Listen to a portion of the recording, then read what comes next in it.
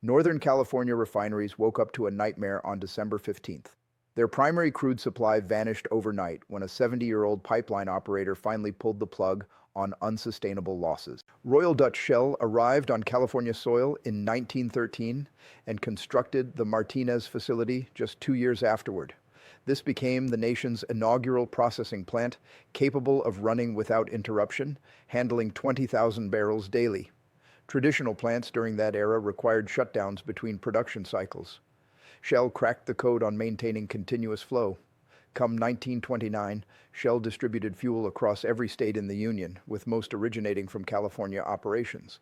They pioneered the contemporary service station blueprint. For multiple decades, Martinez represented their flagship asset, receiving constant financial investment. During 1994, Shell invested $1 billion modernizing Martinez with pollution-reducing technology.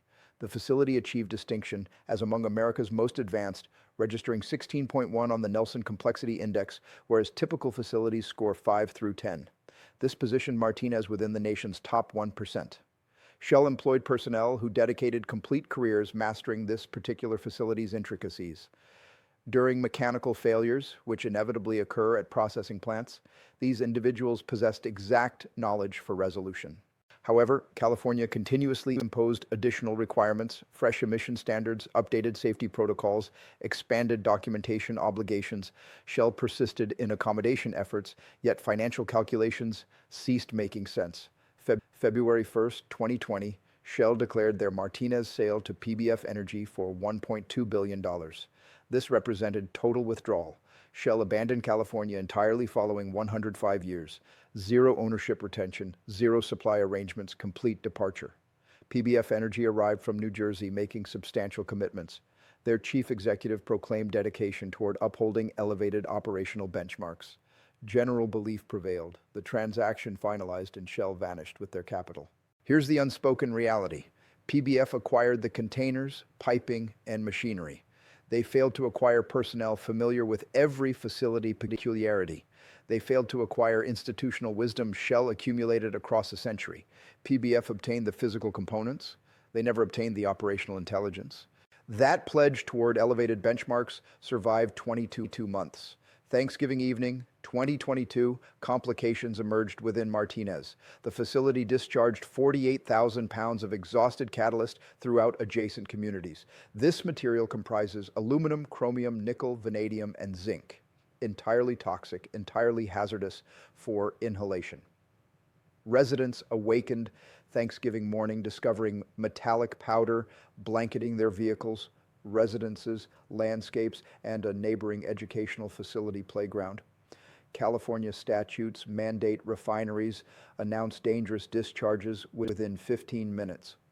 PBF remained silent for 3 days. Health authorities learned solely because citizens posted photographs on social platforms questioning the powder's identity. The FBI initiated an inquiry. Agents conducted door-to-door collection of photographs and health grievances. Investigators discovered Shell had previously examined this precise situation and installed protective measures. PBF disregarded those protections.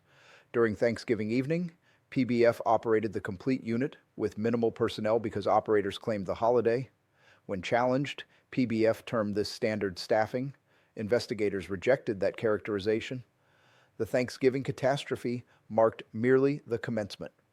July 2023, PBF discharged petroleum coke powder during standard operations. Dark residue blanketed communities.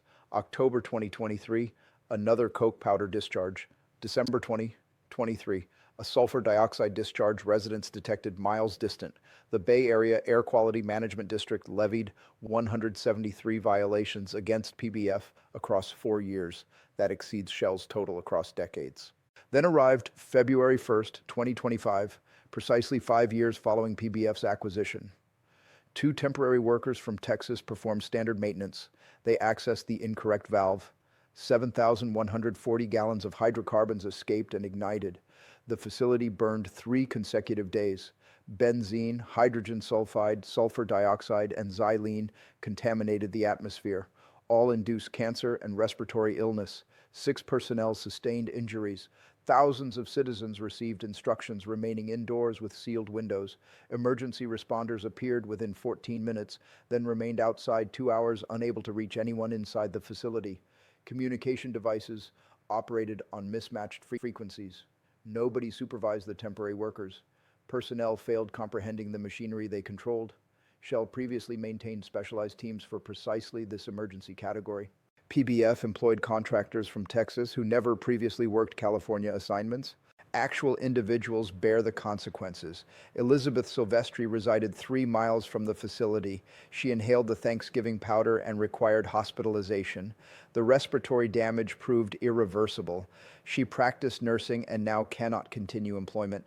Robert Manning, a disabled Marine veteran. Following the Thanksgiving discharge, he acquired severe respiratory problems for his life's first occasion. He exceeds 70 years old. All his vegetation perished from the toxic powder. He desires relocation, yet cannot afford alternative Bay Area locations. Alice Sella attended a park with her children during the powder's descent. Her youngsters played outdoors, breathing it. Elizabeth Butler has resided in Martinez exceeding 10 years. She questioned what everyone considers. What if an actual detonation occurs? Not a blaze burning for days, but something transpiring within seconds. Martinez would disappear. Shell isn't the sole company that withdrew. Chevron departed California following 145 years and relocated to Houston. Marathon terminated their Martinez facility entirely. Exxon transferred the Torrance facility. Phillips 66 closes December 31st, 2025. Valero closes January 2026. California possessed 40 refineries during 1983. Presently, 13 exist. Come 2026, 7 will remain. Following all terminations, 3 corporations will dominate 90% of California's fuel. That's not a marketplace. That's a monopoly. California created this situation independently. Requirements became so severe that exclusively California facilities can produce California fuel. You cannot transport it from Texas. You cannot pipeline it from alternate states. Imports from Asia require 3 weeks via vessel. When a California facility experiences problems, zero backup exists. The California Energy Commission acknowledged the dilemma. They stated refineries terminate because they're not cost competitive. Translation: California rendered profit impossible. Therefore, intelligent corporations departed. Currently, California desires subsidizing refineries to maintain operations. They're discussing state-controlled refineries, tax incentives, regulatory flexibility, excessively delayed. Chevron departed, Shell departed, Valero's departing, Phillips 66 finished. The proficiency those corporations possessed never returns. Shell executed this flawlessly. They invested decades transforming Martinez into among America's finest refineries. Then they observed California becoming increasingly antagonistic toward their enterprise annually. They calculated projections and recognized the trajectory. Martinez held greater value as a transaction than as a continuing burden. Shell accepted $1.2 billion and exited cleanly. Zero accountability, zero legal actions, zero FBI inquiries. PBF paid $960 million plus stockpile. They've invested hundreds of millions on adherence. They're confronting $30 million deductibles per occurrence. The FBI investigates them. The EPA investigates them. Legal actions accumulate. The facility remained inactive almost 1 year, and they still cannot operate it safely. Here's the approaching reality. 7 facilities serving 40 million individuals come 2026. That's marginally sufficient when everything functions flawlessly. Nothing functions flawlessly in California facilities anymore. When the subsequent one experiences failure, zero backup exists. Costs surge instantly. $8 fuel approaches potentially 10. Yet the cost isn't the most frightening aspect. Inexperienced operators control complicated facilities adjacent to communities where families reside. The individuals who understood operating these facilities safely departed. They retired or relocated to states actually desiring them. Another detonation isn't a question of whether, it's the timing. Shell recognized this 5 years previously. They accepted their capital and withdrew. What remains is a state that desired oil corporations eliminated and currently witnesses the consequences detonating in everyone's presence. California lawmakers now question whether they created this predicament themselves. During recent hearings, the state's energy officials faced intense scrutiny. The Assembly Utilities and Energy Committee chair interrupted testimony about price spikes, demanding explanation. If California corporations profited enormously, why did two facilities announce closure intentions? Legislators from both political affiliations challenged California Energy Commission and Air Resources Board representatives, questioning whether regulatory actions triggered a greater fuel crisis. Representatives acknowledged potential self-inflicted crisis from regulatory decisions. One legislator struggled understanding alleged price manipulation. Another declared climate leadership definitely doesn't resemble $10 fuel. The committee redirected focus from fuel corporations toward regulators as two additional facilities announced terminations during the past year, creating an impending 20% reduction in state fuel provision. UC Berkeley professor Severin Borenstein, directing the Energy Institute at Haas, warned costs could increase by dollars per gallon. That represents genuine danger presently. California must anticipate it. This constitutes emergency response, not extended planning challenges. The fuel provision problem emerges while California regulators designed policies eliminating fuel-powered vehicles from roads for pollution reduction.